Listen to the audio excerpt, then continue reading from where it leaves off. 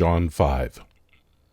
After these things there was a feast of the Jews, and Jesus went up to Jerusalem. Now in Jerusalem, by the sheep gate, there is a pool, which is called in Hebrew Bethesda, having 5 porches. In these lay a great multitude of those who were sick, blind, lame, or paralyzed, waiting for the moving of the water. For an angel went down at certain times into the pool and stirred up the water.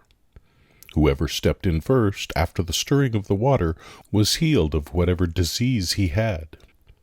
A certain man was there who had been sick for 38 years.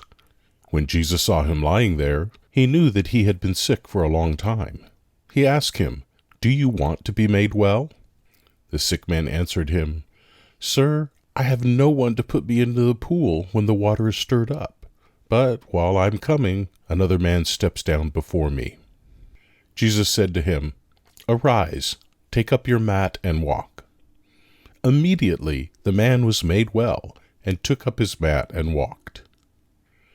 Now it was the Sabbath on that day, so the Jews said to him, who was cured, "It is the Sabbath. It is not lawful for you to carry the mat."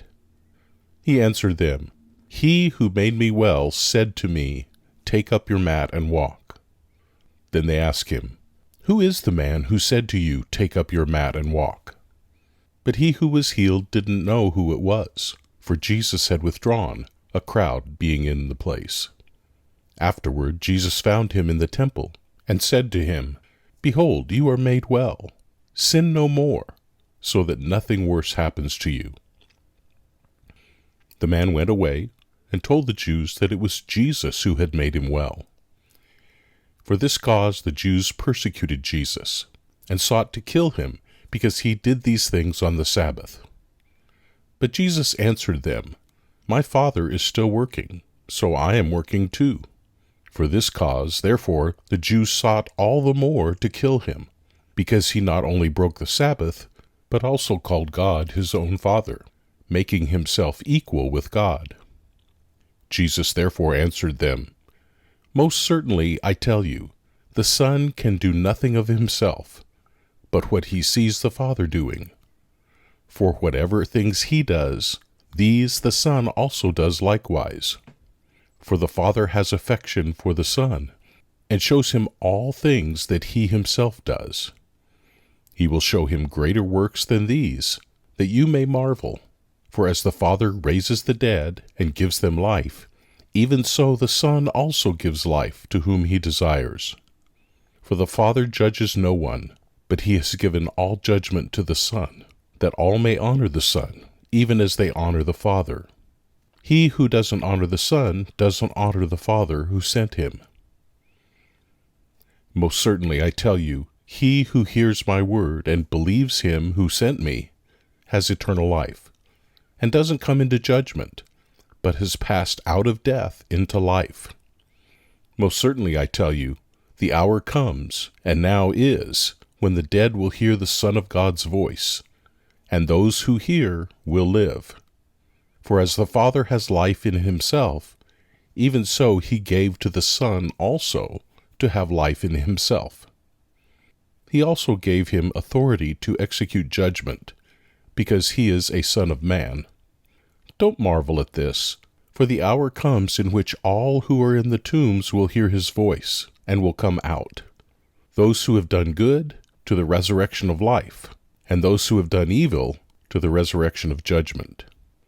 I can of myself do nothing.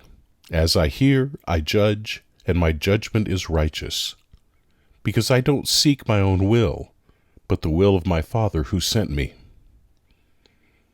If I testify about myself, my witness is not valid.